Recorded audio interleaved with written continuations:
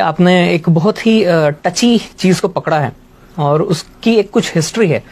मुझे उम्मीद है कि हमारे बहुत सारे पाकिस्तानी भाई बहन भी इस शो को देख रहे होंगे और उन्हें गुजरात के दंगों को लेकर के हमेशा वन साइडेड कहानी ही सुनाई गई है। तो मैं यहाँ पर कुछ मिथ्स को बर्स्ट करना चाहूंगा। अक्सर ये बताया जाता है पाकिस्तान के अंदर, तो यही खबरें जाती हैं कि मोदी के राज में 2000 मुसलमानों को मार दिया, लेकिन एक्चुअल फिगर 2000 नहीं है। वैसे मुझे शर्म आ रही है ये नंबर्स बोलने में। ये कोई खुशी का मौका नहीं है, ये कोई खुशी की चीज नहीं है कि मैं ये कहूं कि 790 मुसलमान मारे गए थे और 240 हिंदू मारे गए थे।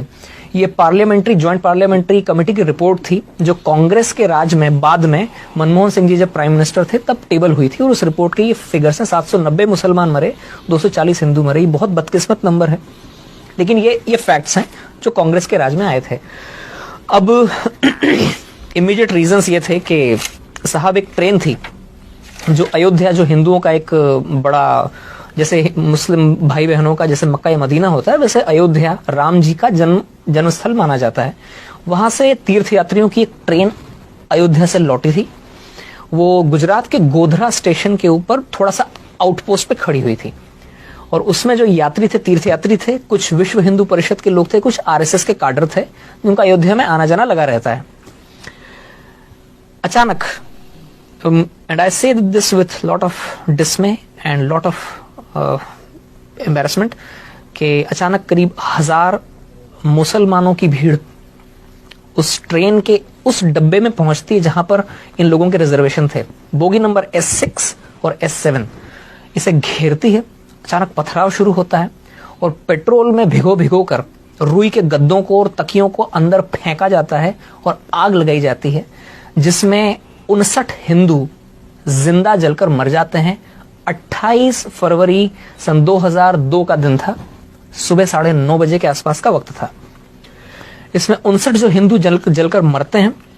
जैसे कि आपको जानकारी, इंडिया में जो स्लीपर डब्बे होते हैं उनमें 72 लोगों की सीटें होती हैं, तो 72 में से 59 लोग जलकर मर गए। उनमें 40 औरतें थीं और बच्चे थे।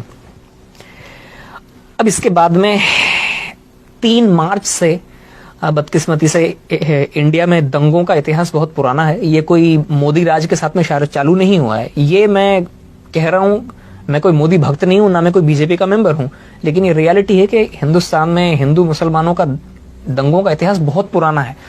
बदकिस्मती से दंगे हो जाते हैं 3 मार्च से। जब शुरुआत में इस खबर को थोड़ा दबाया गया, लेकिन जब 59 लोग जिंदा जलकर उन पापड़ जैसे बन गई वो लाशें, और उन लाशों को जब ट्रांसपोर्ट किया गया था तो वो लाशें जहां जहां से गुजरी वहां से ये खबर फैलती चली गई, और 3 मार्च से दंगे फसाद चालू हुए, जिनमें बदकिस्मती से जो मैं फिगर्स मैंने आपको बताई उतने लोग मारे गए थे।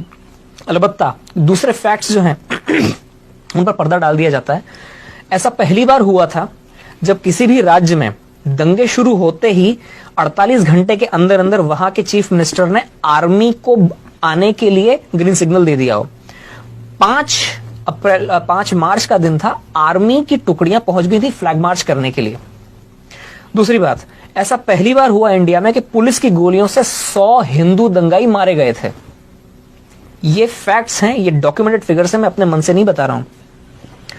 और ऐसा पहली बार हुआ था कि इस तरह से कट्टर, जो मुस्लिम्स के अंदर जो कुछ कट्टर और ऑर्गेनाइजेशंस थे, उन्होंने वहीं के पास में गोधरा में करीब 50 मस्जिदें हैं, 50-60 मस्जिदें, छोटा सा कस्बा है लेकिन 50-60 मस्जिदें हैं। हो सकता है उनमें से कुछ मस्जिदों को सऊदी फंड्स आते हों, जहां पर वो वहाबिज्म की जो एक्सट्रीम हार्डलाइनर आइडियोलॉजी वहां से वो प्रोपगेट करते हैं। एक मस्जिद से मोबिलाइज हुई थी वो मॉब जिसने ट्रेन को घेरा था और जिस तरह से जलाया गया, ये भी पहला मौका था इंडिया के अंदर। ये उसका इमीडिएट रीजंस थे।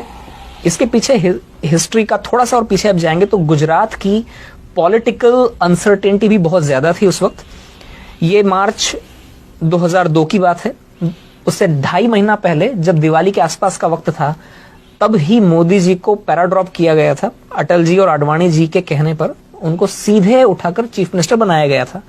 वे गुजरात में उसके पहले कभी असेंबली के मेंबर तो क्या, चुनाव लड़ना तो क्या, वे कभी किसी म्यूनिसिपल कॉर्पोरेशन का भी चुनाव नहीं लड़े थे। वे कोई इलेक्टेड फिगर नहीं थे, और उस वक्त गुजरात में कई बरसों से पॉलिटिकल अनसर्टेनिटी चली आई थी। हर 6-8वें महीने में चीफ मिनिस्टर बदलते थे, और जो वहां की जो लोकल बीजेपी, स्टेट बीजेपी थी, उसके अंदर बहुत सारे गुट बने हुए थे और गुट आपस में ही लड़ते रहते थे। वो हालांकि बीजेपी मेजॉरिटी में थी, लेकिन फिर भी कोई एक तगड़ा लीडर नहीं था। कांग्रेस बहुत होपलेस कंडीशन में थी, लेकिन फिर भी वो इस इनफाइटिंग को थोड़ा बढ़ाने की कोशिश करती थी। कई सालों से ही चल रहा था, तो आप ये समझ सकते हैं कि पॉलिटिकल अनसर्टेनिटी थी। जब किसी भी जगह पर पॉलिटिकल अनसर्टेनिटी होती है तो वहां के एडमिनिस्ट्रेशन के ऊपर उसकी मार पड़ती है। एडमिनिस्ट्रेशन ढीला हो जाता है, पुलिस ढीली हो जाती है, और पूरी सोसाइटी में भी एक एजिटेशन हो जाता है, गड़बड़ हो जाती है। तो इन सब चीजों की रोशनी में एक नए आदमी को आप उठाकर चीफ मिनिस्टर बनाते हैं, जिसके ज्यादा सपोर्टर्स भी नहीं थे। और इंडिया में ऐसा होता है कि काफी चीजें इंटरपर्सनल तरीके से होती हैं। चीफ मिनिस्टर की उस वक्त हो सकता है वहां के पुलिस वालों से भी ज्यादा जान पहचान ना हो, पुलिस वाले सुनते ना हो, इवन खुद अपनी ही पार्टी के लोग ऐसे मौके पर नए मुर्गे की टांग खींचने की कोशिश करते हैं कि मैं आपको यहाँ पे इसलिए टोक रहा हूँ, आपकी पूरी कहानी हम तक पहुंची और बड़ी इंपॉर्टेंट है। आपने फैक्ट्स के साथ बात की, ये वो फैक्ट्स है जो हमारे दर्शकों को जानने की जरूरत है। आपने एग्जैक्ट नंबर बताए कि हुआ क्या, इंसिडेंट क्या हुआ, क्या कुछ हुआ, और अनफॉर्चुनेटली ऐसा हुआ। मगर उसके बाद हम देखते हैं कि वो ना तो मोदी साहब ने किया था, मोदी साहब ने कंट्रोल किए, और उसी स्टेट में जहां ये इंसिडेंट पहले हुआ करते थे, फिर हमें आगे ये पता चलता है कि उन्होंने मैक्सिमम उसको कंट्रोल किया। मैं कनाडा में गवा हूं, जब मोदी साहब हार्पर गवर्नमेंट के ज़माने में यहाँ पर आए थे, तो सबसे बड़ा डेलीगेशन गुजराती मुसलमानों का उनके साथ मिला था, और कितने प्यार से वो मिले थे। मैं इस वक्त काश में रेडी होता तो मेरे पास वो वीडियो में दिखाता अपने दर्शकों को। ये तो वो फैक्ट है। अब देखिए, एक चीज और जोड़ना चाहूंगा इसमें कि उन दंगों के बाद मोदी जी, ये फैक्ट है जी, एक के बाद में 3 इलेक्शन जीते हैं, 5-5 साल। बिल्कुल ऐसा ही।